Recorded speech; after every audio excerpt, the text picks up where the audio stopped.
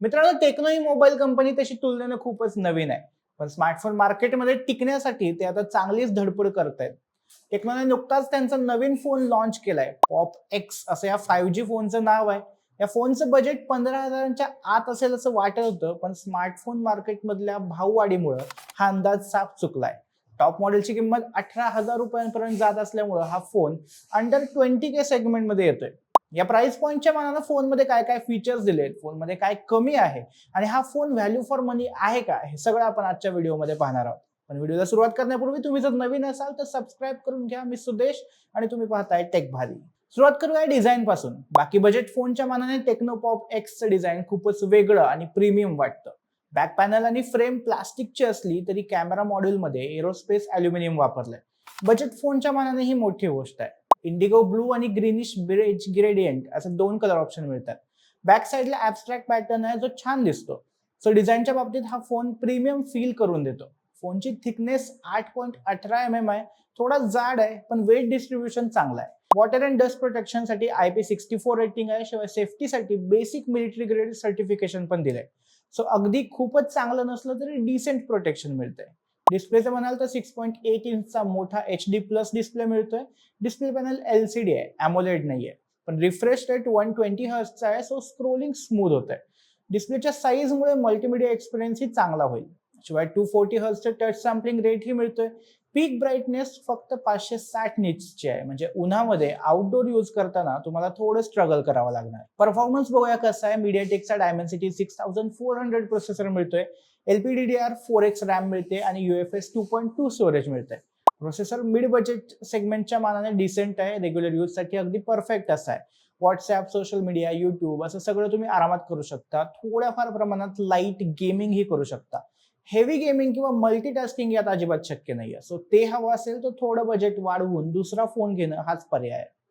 सॉफ्टवेअरचं म्हणाल तर Android 16 वर आधारित iOS 16 मिळते. लेटेस्ट सॉफ्टवेअर मिळतं ही चांगली गोष्ट आहे. थोडेफार ब्लोटवेअर्स येतात. AI फीचर्स मात्र भरभरून दिलेत. AI noise cancellation, AI writing assistant, AI eraser, AI image extender, AI flash snap, circle to search आणि व्हॉट्सॲप असिस्टंट असे सगळे AI फीचर्स मिळतात.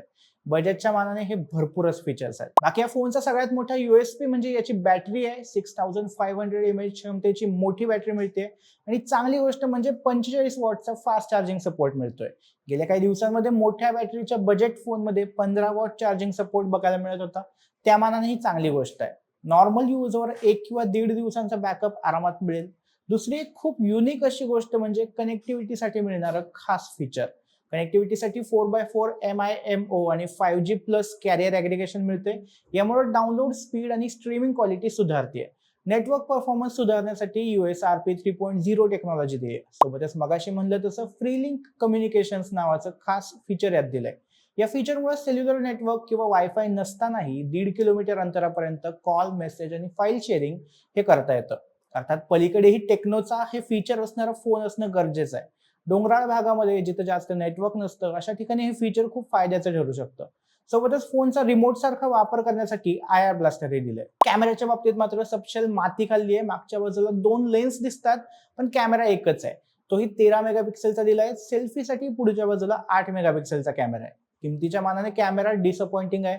नॉर्मल डे लाईट मध्ये ठीकठाक फोटो येतात. लो लाईट फोटोग्राफीसाठी हा कॅमेरा अजिबात सक्षम नाहीये. सो या फोनचा सगळ्यात मोठा वीकनेस काय असेल तर तो कॅमेरा असं मी म्हणेल. आता मेन मुद्दा किंमत. 4GB रॅम आणि 128GB स्टोरेज व्हेरियंटची किंमत 16,000 रुपये आहे आणि 6GB रॅम 128GB स्टोरेज व्हेरियंटची किंमत 18,000 रुपये आहे. रॅम वाढवण्यासाठी व्हर्च्युअल रॅमचा ऑप्शनही मिळतोय, म्हणजे स्टोरेज मधली काही जागा वापरून ती रॅम प्रमाणे वापरता येते, पण त्याचा म्हणावा असा फायदा होत नाही. बाकी बेस व्हेरियंटमध्ये 128GB स्टोरेज दिलंय ही काय ती चांगली गोष्ट आहे. स्टोरेज वाढवण्यासाठी SD कार्ड स्लॉट ही दिलंय. सो फोन मधलं स्टोरेज रॅम साठी वापरून SD कार्ड मध्ये डेटा ठेवू शकता. म्हणजे स्टोरेज कमी केलं असलं तरी ते बॅलन्स करायला ऑप्शन्स दिलेत. 24 एप्रिल पासून अमेझॉनवर याचा सेल सुरू होईल. आता मुद्दा असा आहे की हा फोन व्हॅल्यू फॉर मनी आहे का?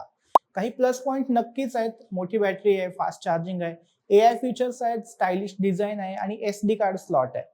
पण कॅमेरा, रॅम, डिस्प्ले या बाबतीत हा फोन खूपच वीक आहे. तुम्हाला काय हवं असेल त्यानुसार तुम्ही हा फोन घ्यायचा की नाही हे ठरवू शकता. बाकी यापेक्षा कमी बजेटमध्ये आणखी चांगले ऑप्शन्स ही तुमच्यासाठी अवेलेबल आहेत. यातला पहिला पर्याय म्हणजे रेडमीचा Note 14 SE.